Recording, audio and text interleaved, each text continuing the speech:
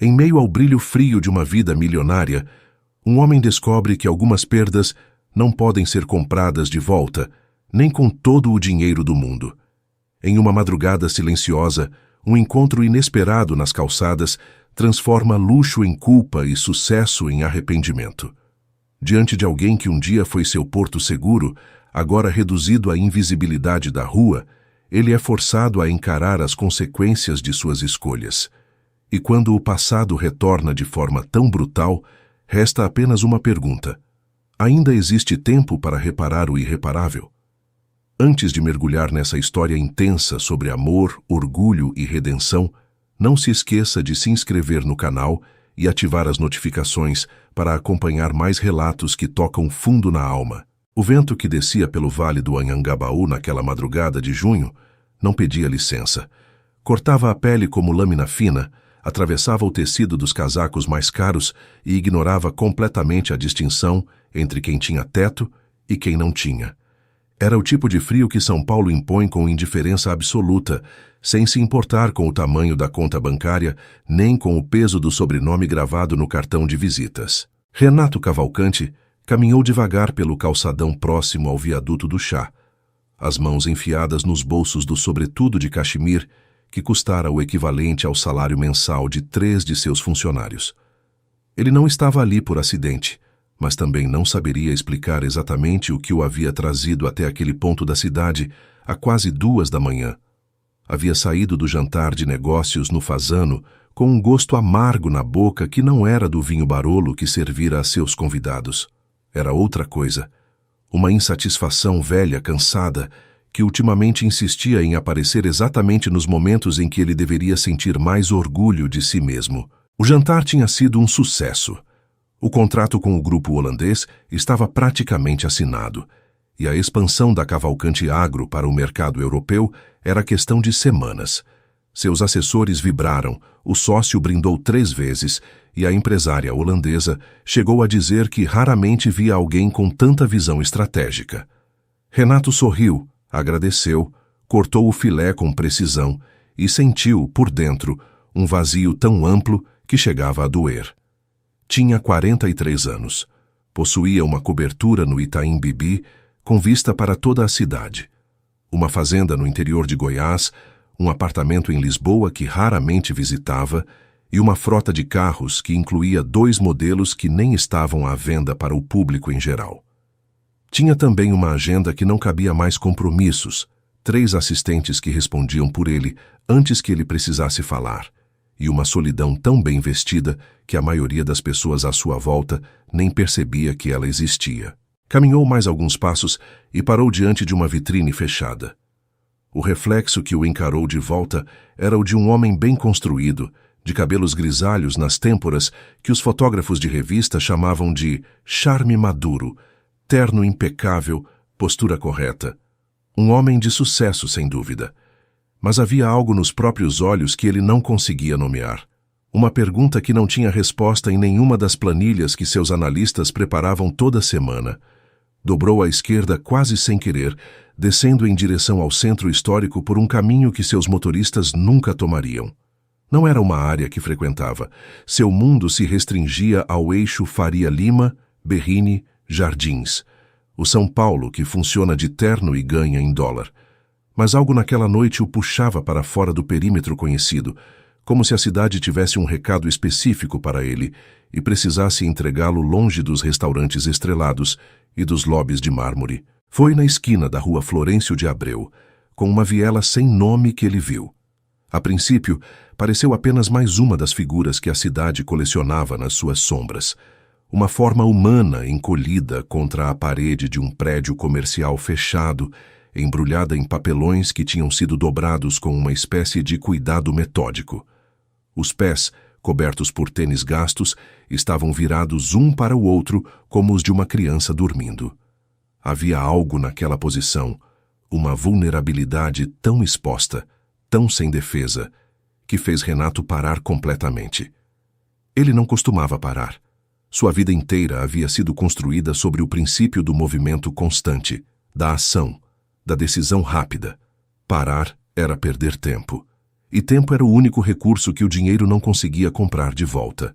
Mas ali, naquela calçada úmida que cheirava a concreto e à noite, alguma coisa maior que o hábito o deteve. Deu um passo na direção da figura. A luz fraca do poste próximo mal alcançava aquele recanto, mas era suficiente para revelar um rosto parcialmente coberto por um cachecol surrado. Uma mão saía debaixo do papelão, dedos levemente encurvados, a palma voltada para cima com a resignação de quem aprendeu a não mais pedir nada. Renato se abaixou lentamente, e foi nesse movimento que a luz encontrou o ângulo certo. O coração parou. Não foi metáfora. Foi uma parada física, um segundo inteiro em que o músculo no centro do peito simplesmente esqueceu o que estava fazendo. Porque o rosto que o poste iluminava, mais velho, mais fino, marcado pelo peso de coisas que ele não poderia nem imaginar, era um rosto que ele conhecia melhor do que o próprio. Era o rosto que havia aparecido em sonhos que ele fingiu não ter tido. Era o rosto de Lara. Lara Fonseca. O nome voltou com uma força que não tinha relação com o tempo passado. 15 anos. 15 anos desde a última vez que ele a havia visto, e mesmo assim, o reconhecimento foi imediato, visceral, como se alguma parte primitiva dele nunca tivesse deixado de saber onde ela estava. Ficou parado por um longo momento, incapaz de se mover ou de pensar com clareza. A mente foi ao mesmo tempo para frente e para trás, para a mulher ali deitada no frio e para a mulher que ele havia conhecido. Aquela de cabelos escuros e riso fácil que tinha aparecido na sua vida quando ele não tinha nada além de dívidas e de determinação. A mulher que havia acreditado nele antes que qualquer banco, qualquer investidor, qualquer sócio o fizesse. A mulher que ele havia deixado para trás quando o sucesso finalmente chegou, como se ela fosse parte de uma fase ultrapassada, uma versão antiga de si mesmo que precisava ser descartada junto com os móveis baratos e o apartamento de fundo de quintal. A culpa chegou devagar, como sempre chega a culpa dos covardes. Tarde demais, mas com peso suficiente para dobrar os joelhos. Renato tirou o sobretudo sem pensar. Era um gesto automático, anterior a qualquer raciocínio. Dobrou-o com cuidado e cobriu os ombros dela sem acordá-la, sem fazer barulho.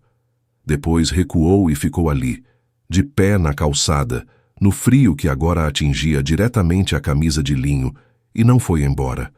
Não sabia o que havia ali, naquela decisão silenciosa de ficar. Não era caridade. Tinha dado mais para ONGs no ano passado do que muitos hospitais recebiam em décadas, e isso nunca o havia aquecido. Não era culpa apenas, embora a culpa estivesse presente, espessa e real. Era outra coisa, algo que ele havia enterrado tão fundo que levou 15 anos e uma calçada no centro de São Paulo para que viesse à superfície. Ficou ali até que o céu começasse a clarear, protegendo um sono que não era seu para proteger, enfrentando o frio como uma forma de pagamento por uma dívida que nenhum dinheiro do mundo tinha moeda suficiente para quitar. Lara acordou com o instinto de quem aprendeu a dormir com um olho aberto. O movimento foi rápido. Os olhos se abriram, o corpo se contraiu. As mãos buscaram o nada ao redor antes que a consciência terminasse de voltar. Era assim todas as manhãs nas ruas. O primeiro segundo sempre foi de pânico puro, um sobressalto que antecedia qualquer pensamento organizado. Depois vinha a checagem silenciosa. Os pertences ainda estavam ali. A bolsa de lona com os documentos entre a barriga e o papelão, o casaco enrolado debaixo da cabeça como travesseiro. O casaco. Lara ergueu os olhos e percebeu o peso diferente sobre os ombros. Não era o casaco surrado que ela havia dobrado horas antes. Era outro, mais grosso, mais escuro, com o forro de seda que ela reconheceu pelo tato antes mesmo de ver. O cheiro também era diferente. Um perfume masculino discreto e caro, o tipo que as lojas de departamento expõem em vitrines de vidro com iluminação especial. Ela se sentou de golpe, o coração disparado, os olhos varrendo a calçada em todas as direções. Foi então que o viu. Estava encostado na parede do prédio a poucos metros dela, as mangas da camisa dobradas, os braços cruzados sobre o peito, como se tentasse reter o calor que o casaco teria dado. parecia ter passado a noite ali. O cabelo que ela se lembrava como totalmente escuro tinha agora fios brancos nas têmporas, e o rosto exibia os primeiros sinais de uma maturidade que não existia da última vez que ela havia olhado para ele. Mas era ele. Não havia a menor dúvida, Renato Cavalcante. O nome atravessou a mente de Lara como uma corrente elétrica, e o que veio junto não foi saudade. Foi algo muito mais complexo, uma mistura de choque, vergonha e uma raiva velha que ela havia guardado por anos numa gaveta que pensava estar trancada. A gaveta abriu sozinha. Ela se levantou rapidamente, o casaco dele caindo no chão, e deu 2 passos para o lado como se precisasse de espaço físico para processar o absurdo daquela cena. Renato abriu os olhos no mesmo instante, e o que atravessou o rosto dele foi uma expressão que ela não esperava. Não era pena. Não era a expressão condescendente que ela havia aprendido a detectar nos olhares das pessoas quando estavam na rua. Aquela mistura de desconforto e alívio que dizia sem palavras, que bom que não sou eu. Era outra coisa, algo que ela não sabia nomear e que por isso mesmo a assustou mais do que qualquer coisa reconhecível teria. Lara, ele disse, apenas isso. Não. A palavra saiu antes que ela planejasse. Não era resposta para nada específico, era recusa ao conjunto inteiro, ao encontro, à situação, a ele. Ela apanhou o casaco do chão porque estava frio e porque recusar o casaco seria teatral, e Lara havia aprendido que o teatro era luxo de quem tem plateia. Jogou-o nos braços dele com um gesto brusco. Não preciso disso. Você estava no frio. Eu sei onde eu estou. Houve uma pausa. Renato não recuou, mas também não avançou. Ficou parado com o casaco nos braços, olhando para ela com uma atenção que ela se recusava a interpretar como cuidado. Cuidado era a coisa que aparecia quando ainda havia tempo. O tempo dele tinha passado fazia 15 anos. Você ficou a noite toda aqui? Ela perguntou antes de se dar conta de que estava perguntando. Fiquei. Por quê? Ele não respondeu imediatamente. Lara usou esse segundo para se recompor, endireitou a mochila de lona no ombro, puxou o cachecol de volta para o lugar e olhou para a rua com a expressão neutra que havia cultivado como escudo. O sol ainda não tinha chegado completamente e o centro de São Paulo acordava aos pedaços. A carroça do catador dobrando a esquina, a veneziana de ferro de uma loja sendo puxada para cima, o barulho distante de um ônibus que não parava ali. Por que não conseguia ir embora? Ele disse finalmente. Ela virou o rosto para encará-lo. Havia algo na honestidade daquela resposta que ela não esperava, e isso a irritou de uma forma que ela não soube esconder completamente. Era mais fácil lidar com Renato quando ele se comportava como o homem que ela havia construído na memória nos últimos anos, arrogante, calculista, completamente alheio às consequências das próprias ações. Um Renato que admitia não conseguir ir embora complicava o esquema todo. Você não me conhece mais, ela disse. Seja lá o que você está pensando, pode parar. Eu te reconheci imediatamente. Não é isso que eu disse. Ele deu um passo devagar, sem ameaça. Lara, eu sei que não tenho direito a nada. Nenhum direito. Mas você está com fome? A pergunta era simples. E era exatamente por ser simples que ela a golpeou onde doía, porque o corpo respondeu antes que o orgulho pudesse intervir. O estômago ronrou, quase audível, numa traição pequena e humilhante. Ela havia comido no dia anterior uma tigela de caldo distribuído pelo Serviço de Assistência Social na Praça da Sé. Nada desde então. Uma padaria, ele disse, indicando com a cabeça a direção da rua direita, onde as primeiras lojas começavam a levantar as portas. Só isso, nenhuma outra intenção. Lara ficou imóvel por um momento que durou mais do que deveria.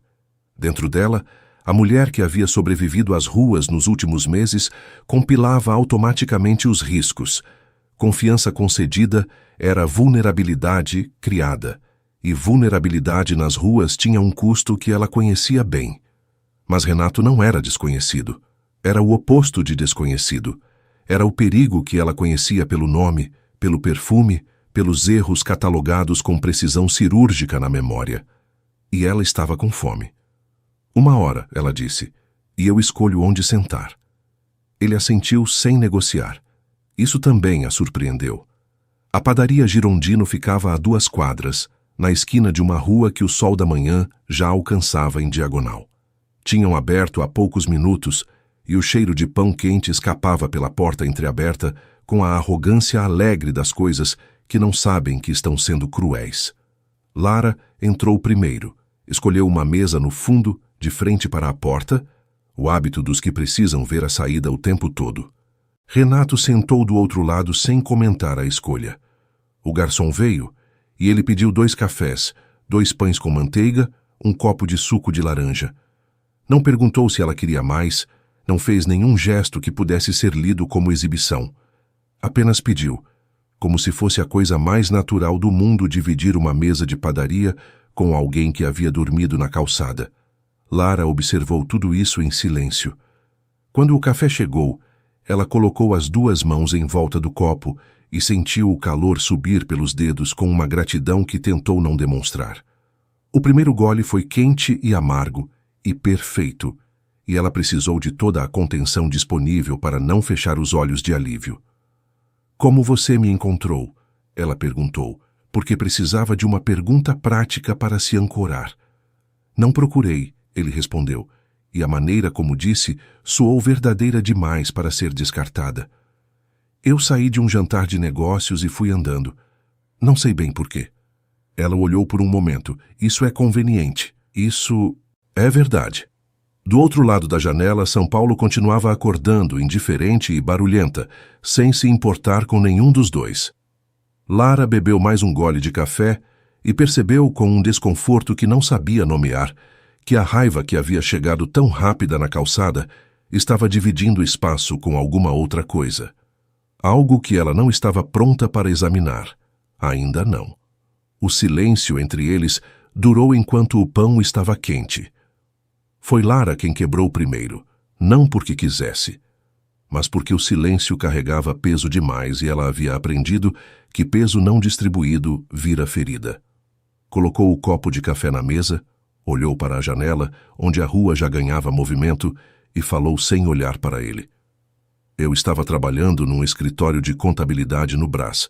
Entrei como assistente administrativa 3 anos depois que a gente terminou. Era um emprego bom, dentro das possibilidades. O dono era um homem de família, respeitado no bairro, pagava em dia." Renato não disse nada. Apenas ouviu e ela continuou porque o silêncio dele não era o silêncio de quem está esperando para falar. Era o silêncio de quem entende que, naquele momento, a função dele era apenas receber. Depois de um tempo, ele começou a me dar mais responsabilidades. Eu era boa no que fazia. Passei a gerenciar a folha de pagamento, os contratos, algumas contas maiores. 6 anos, Renato. 6 anos naquele lugar. Ela fez uma pausa curta. Quando a Receita Federal abriu uma investigação sobre a empresa, descobriram irregularidades que eu não sabia que existiam, mas os documentos tinham meu nome. As autorizações tinham minha assinatura, porque ele havia me dado procuração para assinar em nome dele, o que era parte normal do meu trabalho. Ele fechou os olhos brevemente. Ela continuou. "O processo levou 2 anos. No final ficou provado que eu não sabia de nada. Fui inocentada, mas o escritório fechou e meu nome estava em tudo. Nenhuma outra empresa de contabilidade na região me contratou. Tentei áreas diferentes. Trabalhei como recepcionista, como operadora de telemarketing, como caixa de supermercado. A voz estava plana, controlada, como a de alguém que conta uma história que já não tem mais o poder de fazê-la chorar, porque as lágrimas foram usadas faz tempo. Cada emprego durou pouco. As referências eram complicadas, a lacuna no currículo levantava perguntas, e quando a pessoa pesquisava meu nome na internet, o processo aparecia mesmo com o resultado final de inocência. As pessoas não leem até o final. "Lara, deixa eu terminar." O tom não foi agressivo. Foi apenas firme, o tipo de firmeza que só vem de quem passou por coisas que não deixam opção.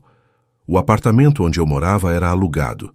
Quando fiquei 3 meses sem conseguir pagar, levei aviso de despejo. Tentei 2 abrigos municipais. O primeiro estava superlotado. O segundo eu fiquei por 6 semanas, até ter um problema com uma funcionária que... Não importa. Saí. E faz 4 meses que eu estou na rua. Renato ficou olhando para ela por um momento que ela não soube medir. Havia algo no rosto dele que ela não queria ver de perto. Não por crueldade, mas porque ver significava ter que processar, e ela tinha protegido a própria capacidade de processar com camadas tão espessas de distância emocional que qualquer fissura era perigosa. Eu devia ter. Ele começou. Não. Dessa vez havia um pouco mais de peso na palavra. Não faça isso. Não transforme a minha história numa oportunidade de se sentir culpado em voz alta. Eu não estou aqui para te absolver. Ele ficou quieto. Engoliu o que estava para dizer e acenou levemente com a cabeça, como se reconhecesse que ela estava certa. Você disse que ficou com medo e passou a ser invisível. Ele disse depois de um momento com cuidado. O que isso significa, na prática? A pergunta era inesperada na sua especificidade. Não era como você está nem o que eu posso fazer.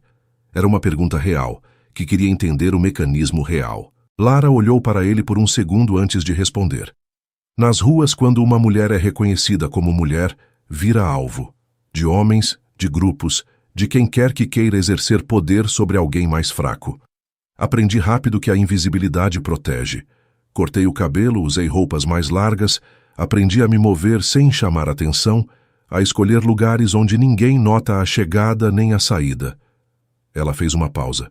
Funcionou, na maior parte do tempo. Na maior parte. Nenhuma estratégia funciona 100%. Havia algo no ar entre eles que não era mais só tensão. Era uma espécie de honestidade forçada, o tipo que acontece quando as circunstâncias arrancam os filtros sociais normais e duas pessoas se veem sem os trajes que costumam usar quando se encontram. Não era conforto, era mais como o momento depois que uma tempestade passa e o ar fica com aquela limpeza crua que pode ser bonita ou assustadora, dependendo de quem olha. Você está segura agora? Ele perguntou. Estou num lugar público com você de dia, sim. Não é o que eu quis dizer. Eu sei o que você quis dizer. Ela olhou para a xícara. Não há segurança permanente quando se vive como eu vivo. Há dias melhores e dias piores. Renato ficou quieto por um tempo. Ela comeu o resto do pão devagar, com a atenção de quem sabe que não tem certeza de quando será a próxima refeição. Ele não comentou. Apenas pediu mais café para os dois sem perguntar, e ela não recusou. Eu fui embora achando que estava avançando, ele disse de repente olhando para a mesa. Não havia escusa no tom, apenas uma observação crua. A Cavalcante Agro era uma ideia que eu tinha na cabeça há anos. Quando o primeiro investimento apareceu, eu precisava me mover rápido. Eu disse a mim mesmo que você seria bem, que você era forte, que o mundo ia tratar você bem porque você merecia. Você disse isso a si mesmo porque era mais fácil do que dizer a mim que estava indo embora. A frase aterrissoou sem crueldade, apenas com a precisão de quem passou tempo suficiente com os fatos para conhecê-los em todas as suas arestas. Sim, ele disse, e não acrescentou nada. Do lado de fora, um caminhão de entrega parou em frente à padaria. O entregador descarregou caixas com movimentos rápidos e mecânicos, a rotina de um trabalho que não deixa espaço para contemplação. Lara o observou por um momento, pensando em todas as versões de trabalho mecânico que ela havia feito nos últimos anos, cada uma delas terminando de uma forma que ela não havia previsto e que havia a deixado um degrau mais abaixo do que estava antes. O que você quer de mim, Renato? A pergunta era direta e necessária. Ele levantou os olhos. Nada que você não queira dar. Isso não é uma resposta. É a única honesta que eu tenho agora. Ele apoiou os cotovelos na mesa. Eu sei que não tenho direito de aparecer aqui com um plano pronto, mas eu passei a noite toda naquela calçada pensando. E a única coisa que ficou clara foi que eu não consigo ignorar o que vi. Não consigo caminhar de volta para o meu carro e fingir que essa noite não aconteceu. Lara ficou em silêncio. A padaria estava mais cheia agora, funcionários de escritórios entrando apressados, estudantes com mochilas pesadas, o ritmo normal de uma manhã de dia útil em São Paulo. Ninguém olhava para eles. Ninguém tinha como saber, vendo a mulher de cabelo curto e roupas simples e o homem de camisa sem casaco numa mesa do fundo, que ali estava condensado mais de 15 anos de escolhas, consequências e uma pergunta que nenhum dos dois sabia ainda como responder. Eu preciso ir, Lara disse, levantando a mochila. Eu sei. Ele não tentou detê-la. Posso te encontrar amanhã? No mesmo lugar, na mesma hora. Ela ficou de pé olhando para ele por um segundo, que durou mais do que deveria. Não sei, ela disse. E foi embora. Não era uma recusa. E os dois sabiam disso. Renato voltou. Às 7 da manhã do dia seguinte, estava na padaria Girondino, na mesa do fundo, com 2 cafés pedidos e a porta bem visível de onde sentava. Não sabia se ela viria. Havia passado a noite pensando que provavelmente não viria, construindo mentalmente os argumentos pelos quais seria compreensível que ela não aparecesse, listando tudo que ela havia perdido e tudo que ele havia causado, direta ou indiretamente, como uma forma de se preparar para a ausência. Lara entrou às 7h11, sem anunciar, sem cumprimento. Simplesmente apareceu pela porta, viu que ele estava lá, caminhou até a mesa e sentou. O garçom trouxe o segundo café sem precisar ser chamado. Você veio, ele disse. Estava com fome, ela respondeu. Era verdade. Também era uma armadura. Ele aceitou as duas coisas. Ficaram em silêncio enquanto os pães chegavam. Lara comeu com a mesma atenção concentrada do dia anterior e Renato a observou sem disfarce, porque disfarçar parecia desnecessário. Ela sabia que ele estava olhando e ele sabia que ela sabia. A transparência era, por algum motivo, o único terreno que ambos conseguiam pisar sem escorregar. Você tem família ainda em São Paulo? Ele perguntou depois de um tempo. A pergunta ficou suspensa. Ela deu um gole no café antes de responder. Minha mãe se foi há 8 anos, câncer. A palavra saiu sem drama, apenas como informação. Meu pai eu não conheci. Tenho uma tia em Campinas com quem perdi o contato antes de tudo isso começar. Não ligo para ela porque não quero que ela saiba onde eu estou. Por que não? Porque as pessoas que te amam quando você está bem costumam não saber o que fazer quando você está mal. E eu não quero ser um problema que alguém precisa resolver por obrigação familiar.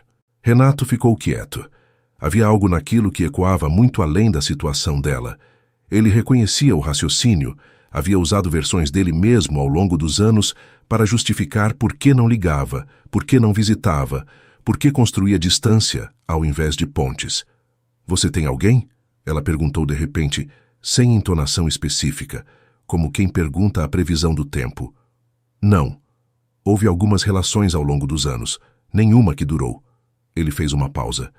Descobri tarde que sabia muito melhor como construir empresas do que como construir relacionamentos. Isso não me surpreende. Não? Você sempre foi assim. Muito bom em saber o que queria e muito ruim em entender o custo do que escolhia. Ela não disse isso com raiva. Era uma avaliação, precisa e desprovida de dramaturgia. Eu admirava isso em você, sabe? A clareza, a capacidade de enxergar um objetivo e ir em direção a ele sem hesitar. Demorei para perceber que os objetivos nunca incluíam as pessoas ao redor. Eram sempre sobre a próxima etapa, o próximo degrau. Você tentou me dizer isso na época. Tentei várias vezes. O canto dos lábios dela esboçou algo que quase foi um sorriso, mas que desapareceu antes de se confirmar. Você ouvia, concordava, e na semana seguinte estava exatamente igual. Eu era jovem o suficiente para achar que isso mudaria. Lá fora, a rua continuava o seu ritmo de terça-feira. Um casal entrou na padaria, pediu 2 croissants e sentou perto da janela, o tipo de cena cotidiana que não sabe que está sendo cotidiana. Renato olhou para eles por um segundo e voltou para Lara. Eu quero te propor algo, ele disse, escolhendo as palavras com um cuidado que ela provavelmente notaria. Não como caridade, não como resgate, como uma solução prática para uma situação que eu, em parte, contribuí para criar. Ela cruzou os braços levemente. Não era postura de recusa, era postura de avaliação. Eu tenho um apartamento no Paraíso que está desocupado faz 6 meses. Era de uma funcionária sênior que foi transferida para Brasília. Ainda está mobiliado. Ele falou devagar, sem pressa, sem o tom de quem está fechando um negócio. Eu não estou pedindo para você aceitar nada que não queira. Estou dizendo que há um lugar vazio que poderia ser ocupado e que o único custo seria você ter uma cama e um banheiro enquanto decide o que quer fazer a seguir. Lara ficou olhando para ele em silêncio por alguns segundos. Por que o paraíso? Ela perguntou. A pergunta o pegou de surpresa. Não era o que ele esperava. É um bairro central, bem servido de transporte, próximo de tudo, fácil para circular pela cidade. Ou seja, não é perto de nada seu. Ele entendeu o que ela estava dizendo. Não. É longe da minha cobertura, do meu escritório, da minha rotina. Se você quiser que eu não apareça, eu não apareço. Se você quiser contato, pode entrar em contato. O apartamento seria seu, sem condições. Nada é sem condições. Esse é.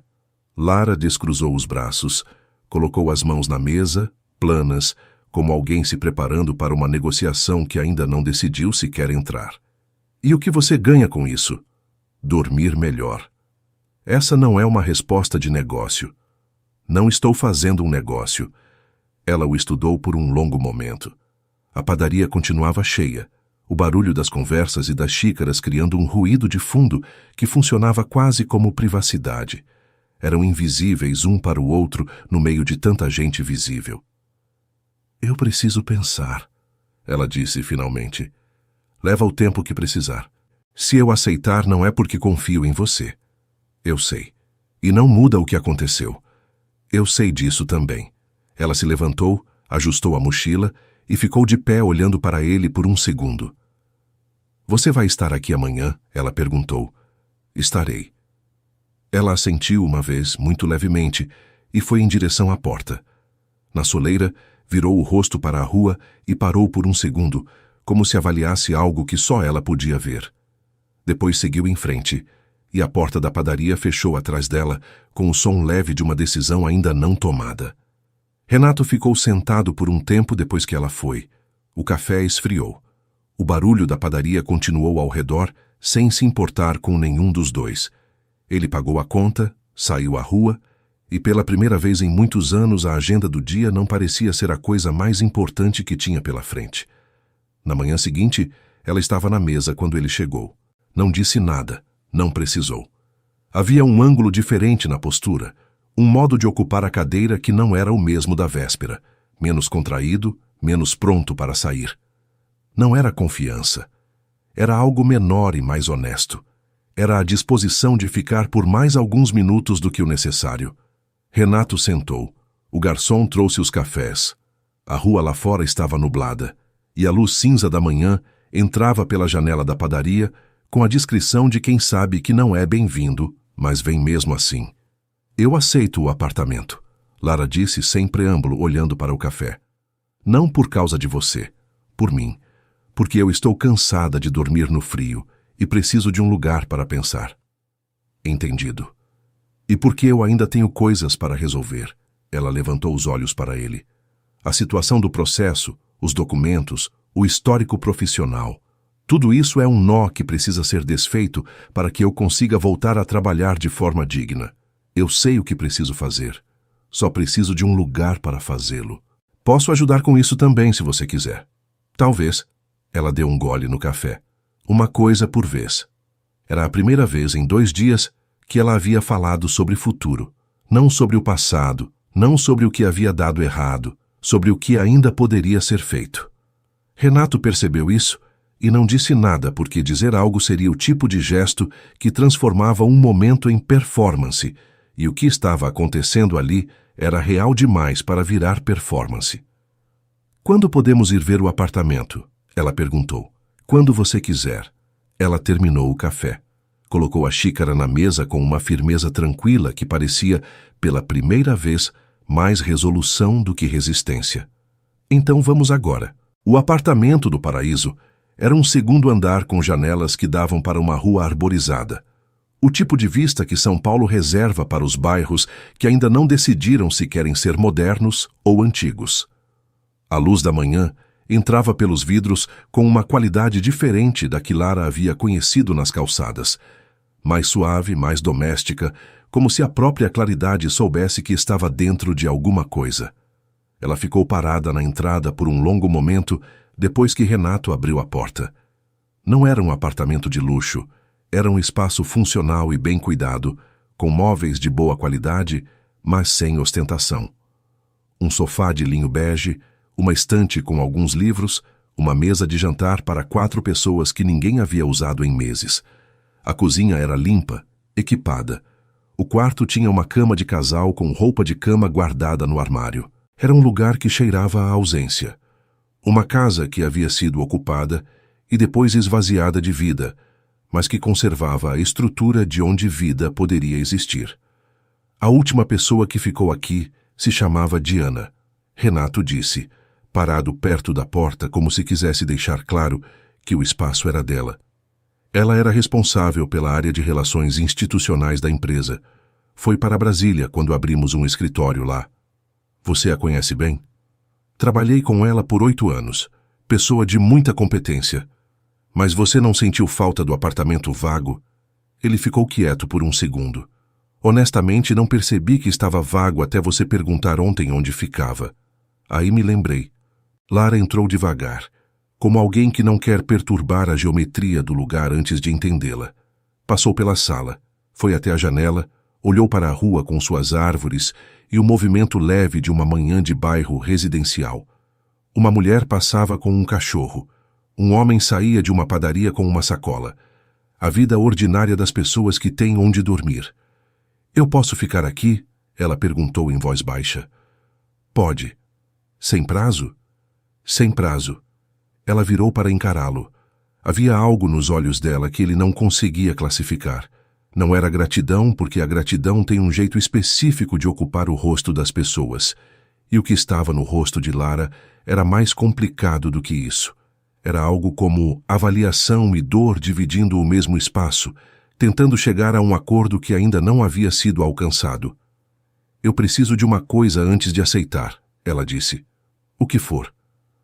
Eu preciso que você me explique por quê. A voz estava firme, mas algo por baixo tremia levemente, como madeira sob pressão. Não a versão curta, não a versão que soa bem. Por que você ficou naquela calçada a noite inteira? Por que você voltou à padaria? Por que este apartamento e não um cheque ou um cartão de crédito ou qualquer outra coisa que te fizesse sentir que resolveu o problema sem precisar estar presente? A pergunta caiu no apartamento vazio, com o peso de tudo que carregava. Renato ficou quieto por um momento, de pé no meio da sala, e pela primeira vez em muitos anos pareceu não ter resposta pronta. Era um homem habituado a ter respostas. Para investidores, para conselhos de administração, para a imprensa, para as próprias dúvidas. A ausência de resposta imediata fazia algo diferente com a postura dele. Tornava-a menos construída.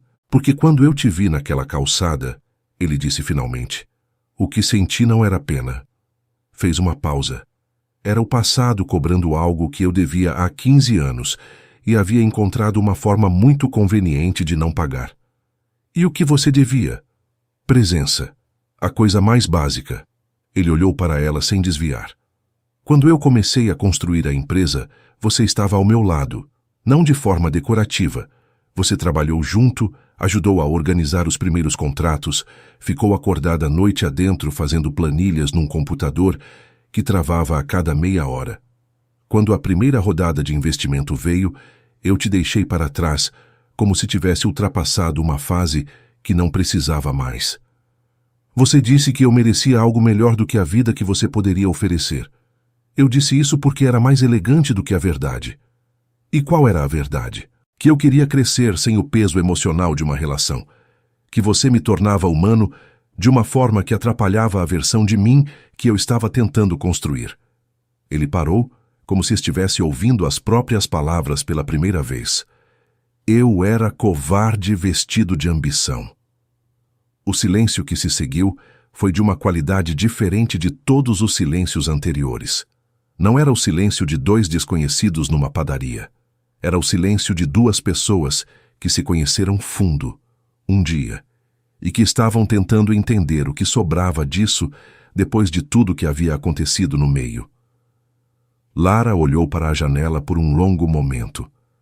A mulher com o cachorro já havia passado. O homem com a sacola tinha desaparecido ao dobrar a esquina. A rua estava quieta. Eu vou ficar aqui, ela disse por fim. Virou-se para ele. Mas eu preciso de algo mais do que um apartamento. Me diga.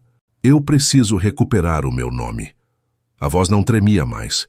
Era a voz de alguém que havia decidido alguma coisa. O processo está encerrado e a sentença está a meu favor, mas o impacto continua. Há um direito de resposta que nunca foi publicado. Há plataformas que ainda indexam o processo sem o resultado final. Eu preciso de um advogado especializado em reputação digital e de alguém que conheça o sistema de crédito suficientemente para me ajudar a reconstruir o histórico. Eu conheço as pessoas certas. Eu não quero favores, quero acesso. Se as pessoas forem competentes e eu puder pagar depois, pagarei. Isso pode ser arranjado. Ela assentiu. Era uma negociação, mas não era apenas uma negociação. Era Lara estabelecendo os termos pelos quais escolhia existir naquele espaço, a arquitetura de uma autonomia que ela se recusava a abrir mão, mesmo aceitando ajuda. Tem mais uma coisa, ela disse. Pode falar. Eu sei que você ainda sente algo por mim, não porque tenha certeza do que é. Pode ser culpa, pode ser memória, pode ser alguma versão distorcida do que foi. Mas eu sinto. Ela o encarou com uma clareza que não era desafio nem convite. Eu não estou em condições de saber o que sinto. Estou sobrevivendo. Isso não é um estado que permite sentimentos limpos. Eu entendo. Não quero que você espere nada. Não estou esperando. Mas também não quero que você desapareça, ela disse, e a frase pareceu surpreendê-la tanto quanto a ele. Ela continuou antes que pudesse ser interrompida. Não da forma que você desapareceu antes. Se você vai estar presente, esteja, mas sem expectativas. Renato a olhou por um longo momento. Uma coisa por vez, ele disse, usando as palavras dela de volta para ela. O canto da boca dela moveu-se.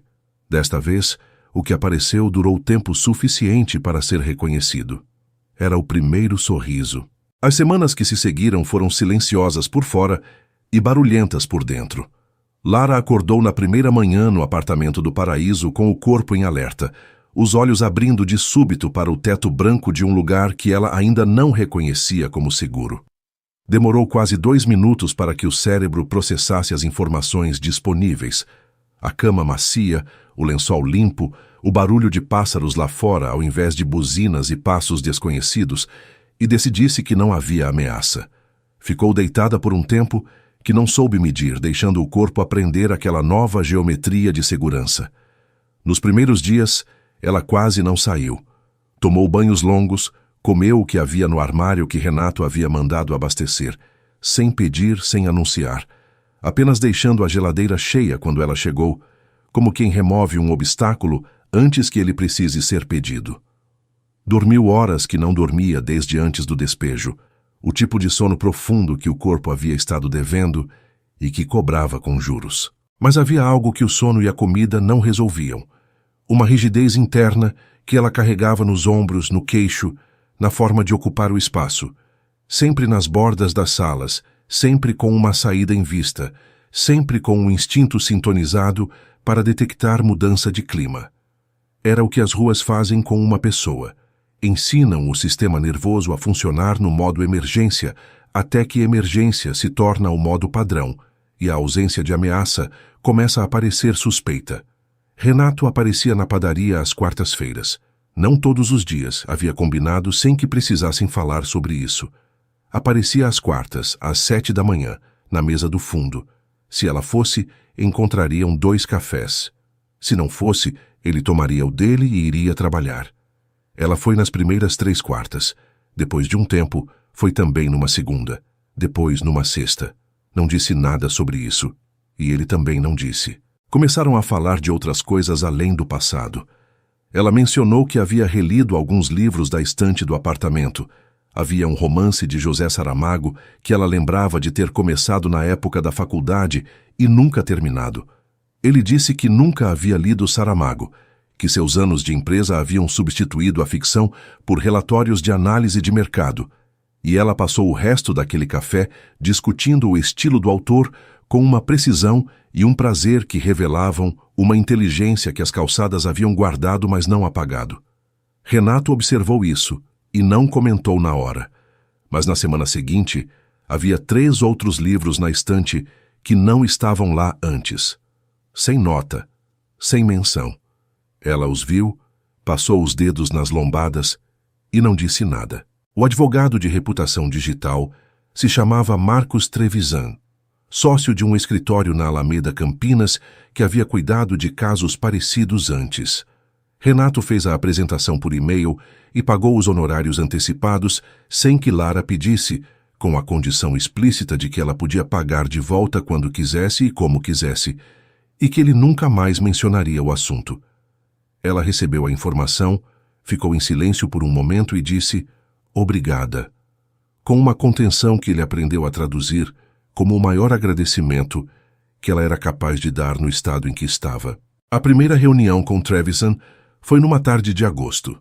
Lara foi sozinha, com a pasta que havia montado cuidadosamente durante a semana anterior, a sentença completa, o processo inteiro digitalizado, capturas de tela das plataformas que ainda exibiam o caso sem o resultado final, uma lista de potenciais empregadores que haviam recusado a contratação com referências ao processo. O advogado a ouviu por 40 minutos com atenção genuína.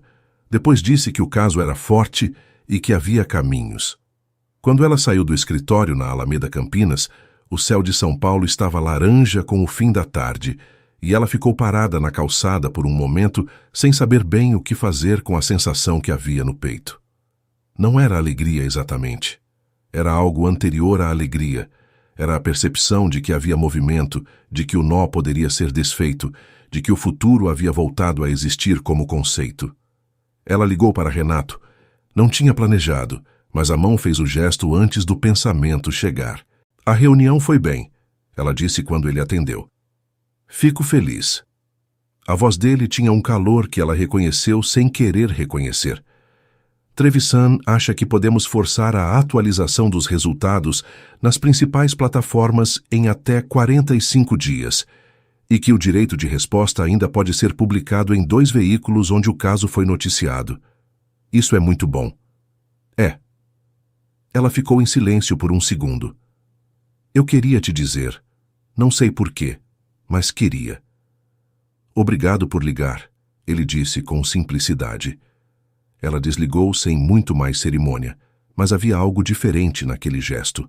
Pequeno, quase imperceptível, mas real. Era a primeira vez em muitos anos que ela havia querido compartilhar uma boa notícia com alguém específico, não com alguém em geral, não com um vago destinatário imaginário, com ele. Ela começou a notar quando isso acontecia com mais frequência.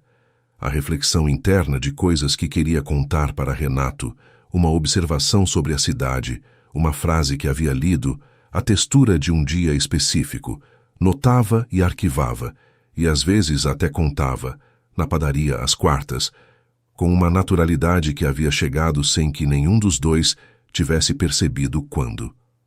Mas havia algo que ela ainda carregava, que o apartamento e os cafés e o advogado não alcançavam. Era um nó mais profundo, mais antigo, que resistia à superfície sempre que ela começava a baixar a guarda. Aparecia nos sonhos às vezes, não pesadelos exatamente, mas sonhos de rua, de frio, de estar perdida numa cidade que não respondia. Aparecia quando ela olhava no espelho e precisava de um segundo a mais para reconhecer o próprio rosto.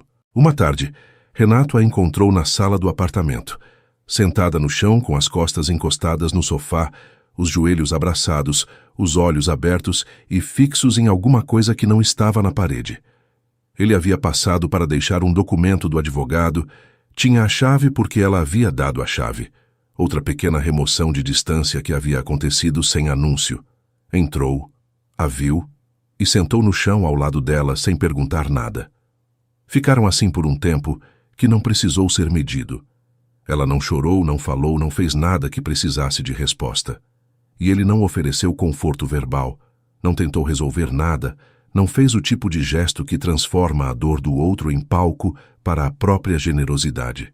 Ficou apenas presente, ombro encostado no ombro dela, O silêncio partilhado com uma intimidade que levou 15 anos e muito estrago para que pudesse voltar a existir. Quando ela finalmente falou, disse apenas: "Às vezes, ainda parece que vou acordar lá fora."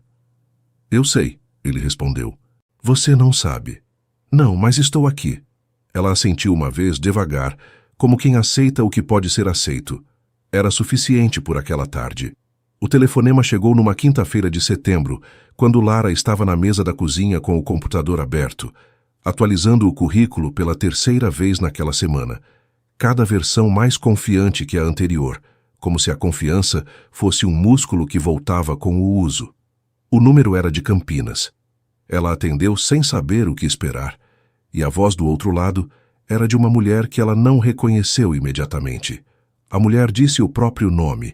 Disse que estava ligando porque havia conseguido o número através de um canal indireto, que havia tentado encontrar Lara faz anos, que havia algo importante que precisava ser dito. "Quem é você?" Lara perguntou, com a cautela de sempre. "Sou Cláudia Fonseca.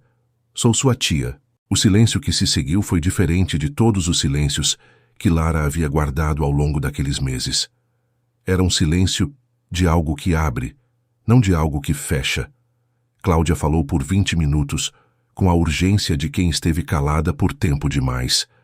Disse que havia tentado encontrar a sobrinha quando soube do processo, que havia contratado um serviço de localização de pessoas quando as tentativas anteriores falharam, que havia recebido uma resposta 3 dias antes com um número de telefone. Havia ligado porque precisava dizer uma coisa que não podia ser dita por mensagem. A mãe de Lara, antes de partir, havia deixado algo em nome dela. Não era muito, mas era suficiente. Uma pequena herança que havia ficado guardada numa conta vinculada ao inventário, travada por uma questão processual que levou anos para ser resolvida. O inventário havia sido encerrado 2 meses antes. O valor estava disponível. Não era uma fortuna, mas era suficiente para um recomeço sem depender de ninguém. Lara ficou sentada com o telefone no ouvido, muito depois que a ligação terminou. Havia uma quantidade de coisas acontecendo ao mesmo tempo dentro dela que seria impossível nomear em ordem. Havia a presença da tia, essa voz do passado que havia cruzado anos de silêncio para chegar até ela. Havia a menção da mãe, que chegou como sempre chegava, com aquela mistura específica de saudade e culpa que não fica mais fácil com o tempo. E havia outra coisa, menor, mas real. A percepção de que o que havia começado naquela calçada fria do centro não era apenas o início de uma recuperação, mas o início de uma revelação muito mais ampla sobre tudo que havia ficado esperando por ela enquanto ela sobrevivia. Ela ligou para Renato. Ele atendeu no segundo toque. "Tudo bem?" "Minha tia me ligou." Uma pausa. "A de Campinas?" "Sim." Ela contou tudo, com a precisão de quem organiza fatos enquanto ainda está processando o próprio peso deles. Quando terminou, houve um silêncio do lado dele que ela aprendeu a ler. Não era ausência, era presença concentrada.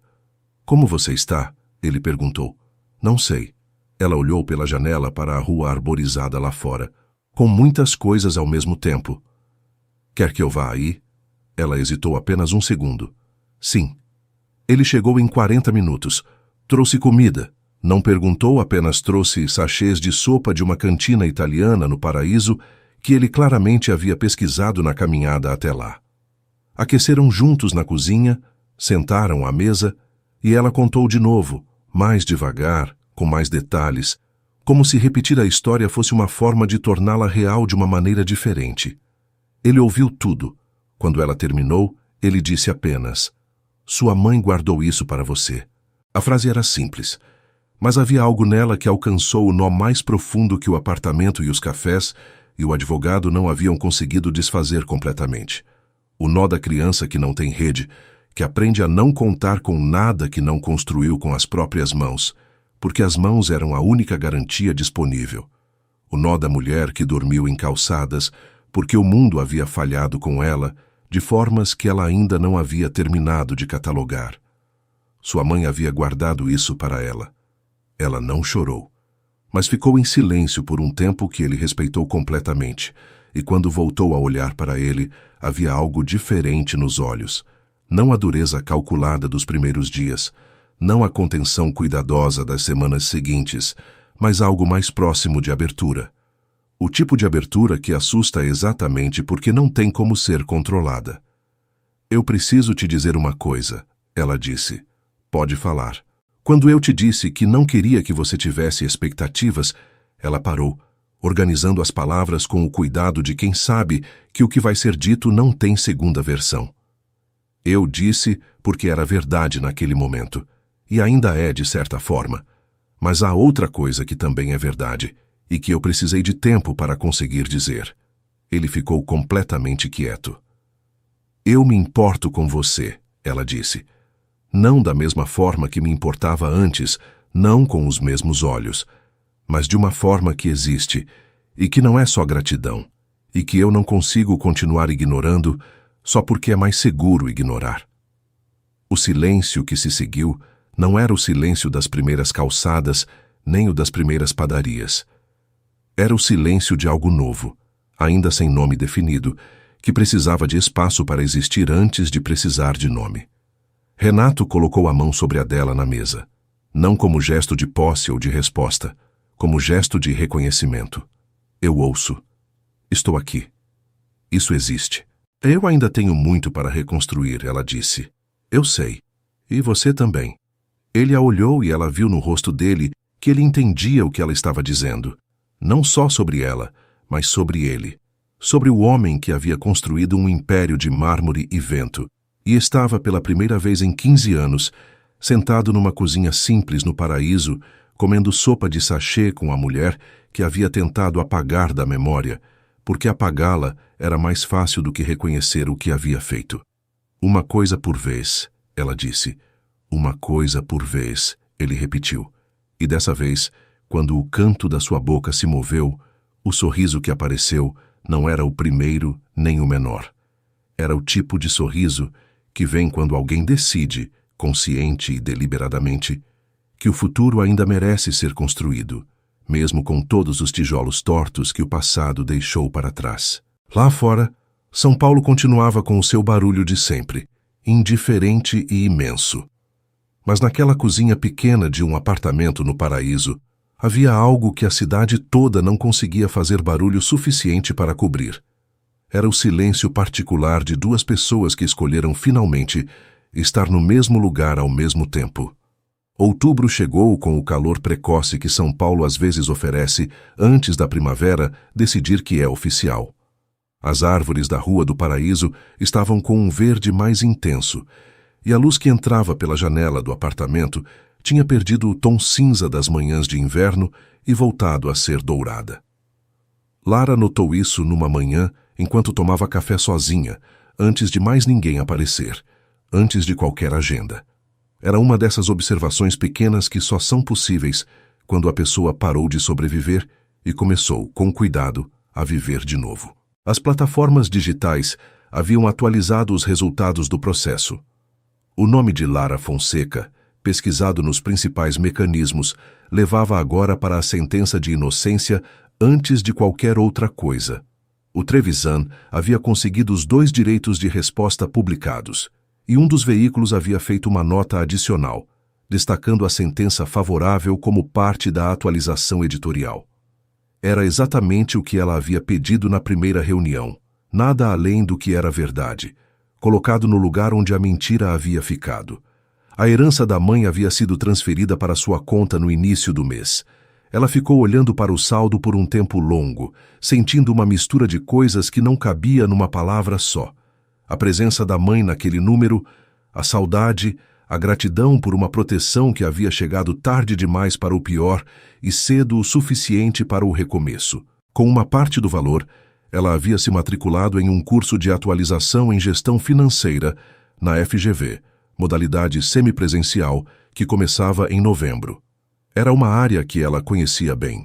Havia gerenciado contas complexas durante 6 anos no escritório do Brás, e as bases estavam lá, intactas, apenas precisando ser formalizadas com um certificado que tornasse o histórico legível para qualquer empregador que ainda hesitasse. Ela ligou para a tia Cláudia 3 vezes em 3 semanas. Na primeira, foi uma conversa curta e tensa, os dois lados se medindo através da distância de anos. Na segunda, durou quase 1 hora e houve choro. Não lágrimas de desamparo, mas o tipo que aparece quando algo represado encontra finalmente por onde sair. Na terceira, Cláudia fez uma pergunta que Lara não esperava. Se ela gostaria de ir a Campinas passar uns dias nas férias de fim de ano. Lara disse que ia pensar, mas enquanto pensava havia algo no peito que ela reconheceu como aquecimento. Aquele processo lento de quando um músculo que ficou muito tempo contraído começa finalmente a relaxar.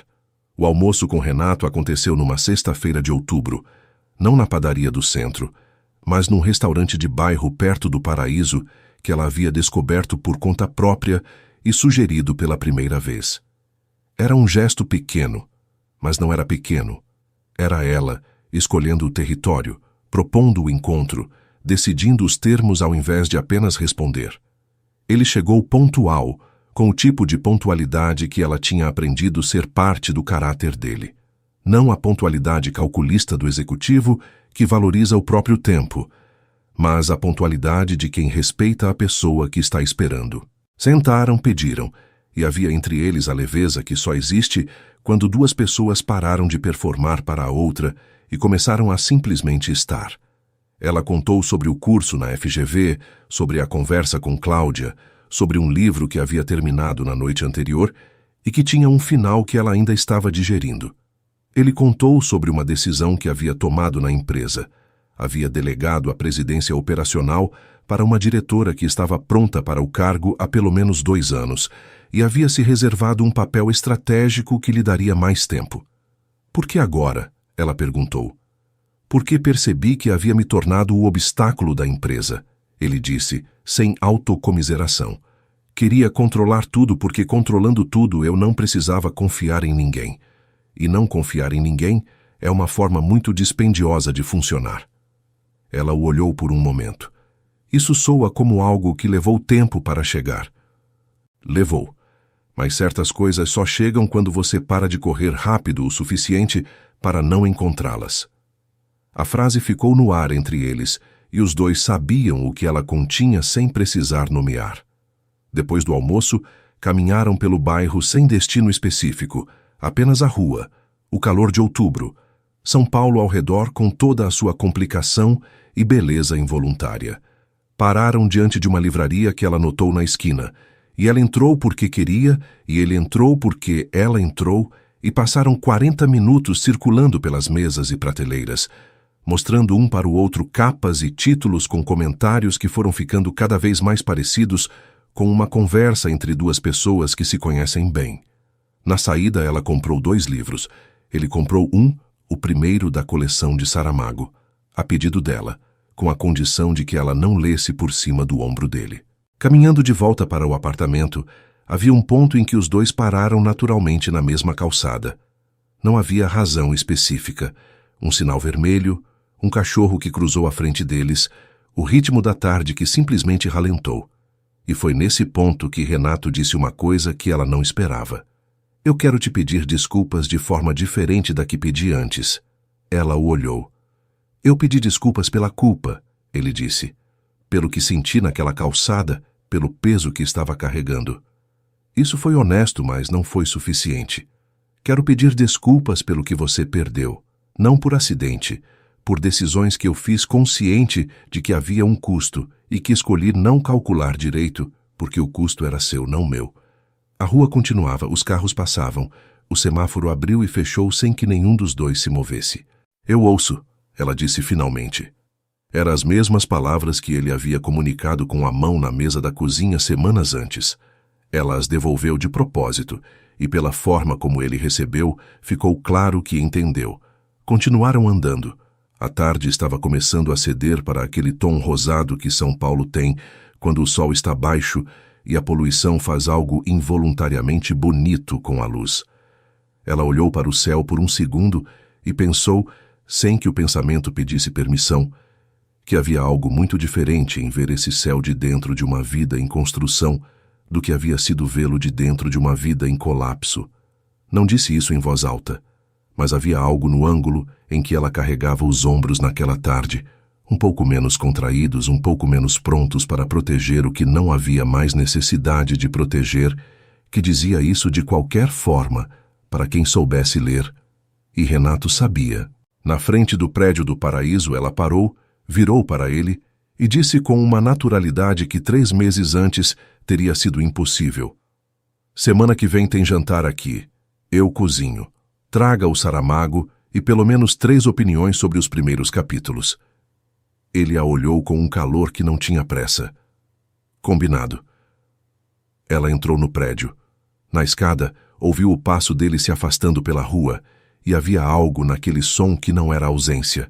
Era simplesmente alguém indo, sabendo que haveria volta. Era suficiente. Era mais do que suficiente.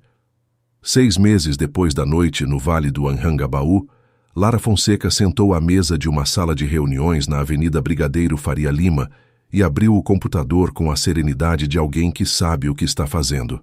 Ela havia sido contratada como analista financeira sênior por uma consultoria de médio porte, especializada em reestruturação de passivos, exatamente a área onde seus 6 anos de experiência se mostravam mais valiosos. O processo seletivo havia durado 3 semanas, com 4 etapas. Na última, o sócio que a entrevistou disse que raramente via candidatos com tanta clareza sobre os próprios limites e tanta honestidade sobre o próprio histórico. Lara havia apresentado o processo, a sentença, o trabalho de recuperação de reputação digital e o curso da FGV como parte do currículo, não como algo a esconder, mas como prova de que compreendia o que havia acontecido e havia se movido para corrigir o que estava ao alcance dela. O sócio a contratou no dia seguinte. O apartamento do Paraíso ainda era o mesmo, mas havia mudado. Havia livros em todas as superfícies, porque ela havia comprado mais do que a estante comportava e começado a empilhá-los nas bordas. Havia uma planta na janela que ela havia esquecido de regar por 2 semanas e que sobreviveu mesmo assim, teimosa como tudo que decide não desistir. Havia na geladeira comida comprada por ela com o dinheiro do próprio salário, um detalhe que parecia pequeno e que não era pequeno. Renato havia mudado também com a lentidão que as mudanças verdadeiras exigem. Havia começado a terapia em agosto, por iniciativa própria, sem anunciar para ninguém além dela, ia toda semana, nas terças-feiras às 18 horas, para um consultório na Consolação, e voltava de lá com o rosto de quem está fazendo o trabalho difícil de examinar as próprias fundações. Certa vez, ao sair de uma sessão, ligou para Lara só para dizer que havia percebido algo naquele dia que precisava de tempo para processar, mas que queria que ela soubesse que o processo estava acontecendo. Ela ouviu, agradeceu e não pediu detalhes, porque detalhes eram dele para guardar ou compartilhar quando e como quisesse. O jantar de outubro havia acontecido, e sido seguido por outros jantares, outros cafés, outras caminhadas sem destino específico pelo bairro. Havia entre eles uma intimidade que não tinha ainda todos os nomes que poderia vir a ter, mas que era real e diária, e construída sobre a única fundação que resiste: o conhecimento honesto de quem a outra pessoa é, com todas as suas falhas catalogadas e aceitas, não apagadas. Ela havia viajado para Campinas em dezembro e passado 4 dias com a tia Cláudia. No 3º dia, depois do jantar, sentadas na varanda com o barulho das cigarras de interior de São Paulo ao fundo, Cláudia pegou uma caixa de papelão do fundo do armário e disse que havia guardado algumas coisas da irmã que ela achava que Lara deveria ter. Dentro da caixa havia fotografias. Lara quando criança, numa praia que ela não lembrava. A mãe jovem, com um sorriso que Lara havia esquecido a forma exata e que reencontrou naquele papel com a força de algo que estava esperando para ser lembrado. E no fundo da caixa, dobrado com cuidado, havia uma carta que a mãe havia escrito endereçada a ela, sem data, que começava com: "Minha Lara, se você está lendo isso, é porque chegou a hora de você saber que eu nunca deixei de acreditar em você." Ela leu a carta 3 vezes naquela varanda, com a tia ao lado e as cigarras ao fundo, e chorou de um jeito que não tinha chorado desde antes de tudo. Não o choro controlado de quem sobrevive, mas o choro inteiro de quem finalmente pode. Quando voltou para São Paulo, havia algo diferente na forma como ela entrava no apartamento do Paraíso. Era a forma de quem sabe que aquele lugar é dela, não como concessão ou como favor temporário, mas como escolha sustentada pelo trabalho próprio e pela recuperação de algo que havia sido injustamente tirado. A primeira coisa que fez ao chegar foi ligar para Renato. A viagem foi bem, ela disse quando ele atendeu. Eu fico feliz. A mesma frase de meses antes, mas o que havia por baixo dela era diferente agora. Mais denso, mais preciso, com menos distância entre o que a voz dizia e o que o coração continha. Eu quero te contar tudo, ela disse. Mas amanhã. Hoje eu só quero saber que você está bem. Estou bem, ele disse. Eu também, ela respondeu. E a frase não era simples. Era a reunião de tudo o que havia sido necessário para que pudesse ser dita com verdade. Uma noite de frio no centro de São Paulo, um sobretudo de cachemir cobrindo ombros cansados, 2 xícaras de café numa mesa do fundo, um apartamento vazio que foi sendo preenchido, um processo encerrado que encontrou o lugar certo onde ficar, uma carta dobrada numa caixa de papelão que esperava por uma leitora que ainda não tinha condições de recebê-la. Era a reunião de tudo isso. E no apartamento do Paraíso, com a cidade imensa e barulhenta lá fora, e a planta teimosa na janela, e os livros empilhados em todas as superfícies, Lara Fonseca ficou em silêncio por um momento, depois de desligar o telefone, e olhou ao redor como quem olha para um lugar que reconhece como seu. Depois, foi preparar o jantar. Fim da história. Queridos ouvintes, a história de Lara e Renato nos lembra que os encontros que mudam uma vida raramente chegam anunciados. Às vezes chegam numa calçada de madrugada, no frio que ninguém planejou enfrentar, num rosto que o tempo não apagou de verdade. Se essa história tocou em algo dentro de você, seja a resiliência de quem recomeça ou a coragem de quem admite os próprios erros, então ela cumpriu o seu propósito. Se você chegou até aqui, você sabe o valor de uma boa história contada com cuidado. Se inscreva no canal e ative o sino para não perder nenhum dos nossos próximos conteúdos. Trazemos toda semana histórias como esta, que exploram o que há de mais humano nas escolhas que fazemos e nas consequências que carregamos. Deixe seu comentário abaixo contando o que sentiu. Muitos dos nossos próximos temas nascem do que vocês compartilham. E se você acredita que alguém ao redor precisa ouvir uma história sobre recomeço, compartilhe este vídeo. Às vezes a história certa chega para a pessoa certa, na hora certa. Nós continuamos aqui, esperando por você na próxima.